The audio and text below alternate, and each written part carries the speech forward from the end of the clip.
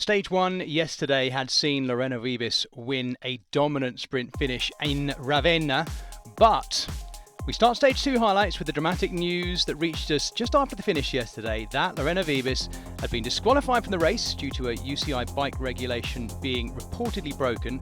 So we started Stage 2 with Elisa Balsamo, yesterday's second place finisher across the line as the official Stage 1 winner, and the first Marlen Reusser of this year's race. It's not how she'd have wanted it, she said that herself, but as she was heading out to start Stage 2 in the Veneto from Roncade, riding in the direction of Carole, a 156-kilometre stage, slightly longer than yesterday, and the first categorised climb too, so an opportunity for either the Breakaway or the peloton to take the first Queen of the Mountains points, a fourth category climb.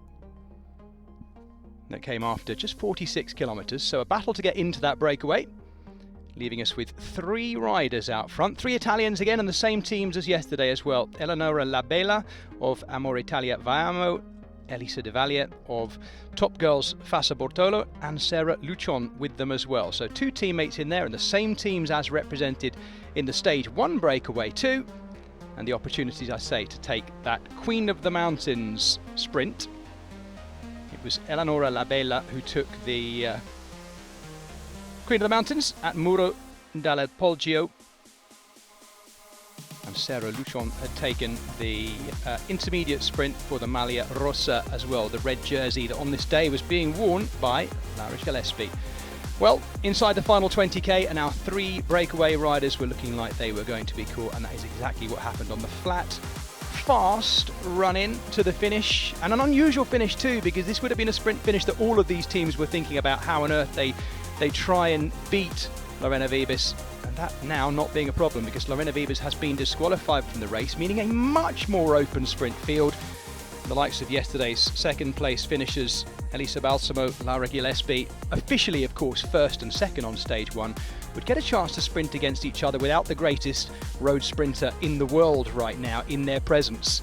It was Lucinda Brand of Lidl-Trek who led under the Flamme Rouge, trying to make sure that Elisa Balsamo in that Maglia Rossa was going to take the stage win, but Laura Gillespie was also being piloted well by her UAE ADQ team. There she was in the Maglia Rossa, the red jersey, but tagged onto her wheel was the Maglia Rossa, of course. Elisa Balsamo looking to make good on the fact that she was made the winner, official winner of Stage 1, but she wanted to make sure that on Stage 2 she made it outright. She broke cover straight down the middle of the road coming into Carole, and that is exactly what Balsamo did.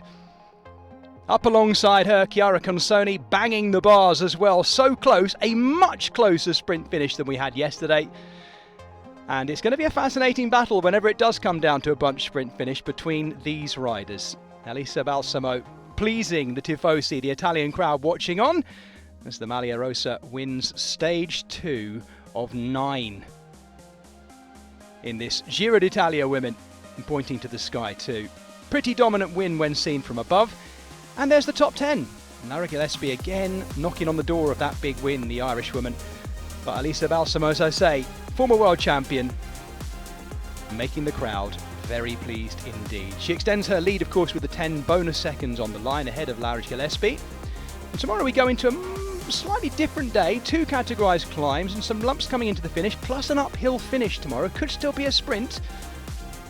And of course, Elisa Balsamo also leads the Maglia Rossa, the points classification in that red jersey. Mountains classification, as I say, now led by Eleonora Labella of Amore Italia Vaiano. She will look to defend that tomorrow, I'm sure, with those two categorised climbs. Join us tomorrow for what means to be an exciting third day.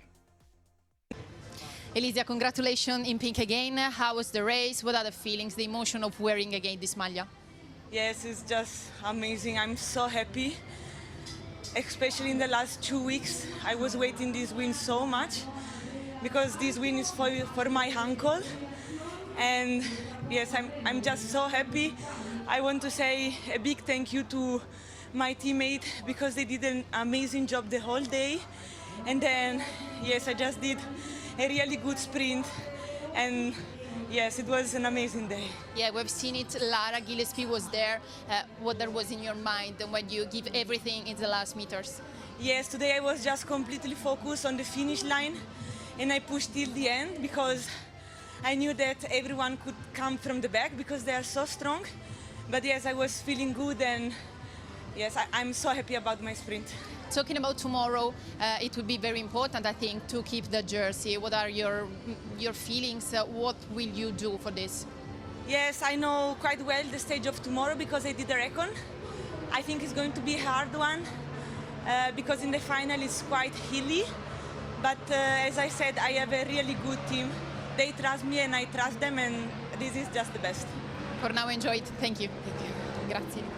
Eleonora, congratulazioni, come si ci sente a vestire l'azzurro? Abbiamo visto il tuo sorriso emozionato sul palco. In realtà fatico a crederci perché avevo in mente una fuga già dai primi chilometri, però che andasse a buon fine e di indossare addirittura la maglia azzurra è una sensazione straordinaria. Ci abbiamo visto fuga infatti dall'inizio in una giornata caldissima. Cosa c'era nella tua mente quando affrontavi, macinavi tutti quei chilometri sotto questi 30 passagradi? La voglia di riscatto e la voglia di emozionare chiunque mi stia guardando, a maggior ragione la mia famiglia, che erano a casa a tifarmi, ieri sono venuti proprio alla prima tappa. Una salita importante, la prima volta che abbiamo visto in un giro del Giro Italia Donne Ca del Poggio. Com'è andata? Come te la sei sentita?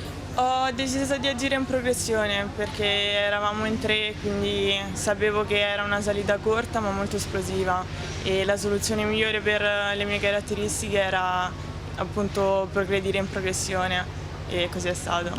Ora l'obiettivo è cercare di tenere questa maglia. Sei pronta per domani? Lo annuncio qui, durerà un giorno, 24 ore, però mi godo questo momento e cercheremo di fare il meglio. Ho già le gambe distrutte, quindi avviso Paolo Baldi e Matteo Ferrari di fare un buon lavoro con le gambe oggi ai massaggi.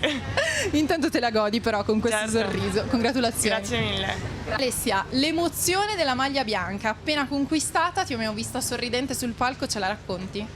Sì, sono davvero contenta perché è stata inaspettata e voglio ringraziare tutte le mie compagne che mi hanno aiutato in questi 2 giorni a provare, a cercare di arrivare davanti in volata. E spero di tenerla il più possibile. Ringrazio tutto il team, soprattutto Lucio, grazie. Sono davvero fiera e soddisfatta, ecco. Spero di tenerla il più lungo possibile, un obiettivo che cerchi ovviamente di darti tappa per tappa a partire da domani. Come l'affronterai questa terza giornata? Non lo so, è la mia prima volta, quindi vedremo. Intanto me la godo stanotte. Intanto assolutamente si festeggia dopo una giornata caldissima, una tappa impegnativa. Come stanno le gambe? Come te la sei sentita? Ma bene, è stata una giornata sì molto calda e adesso andiamo in hotel a recuperare e domani è un altro giorno. In bocca al lupo per domani. Grazie.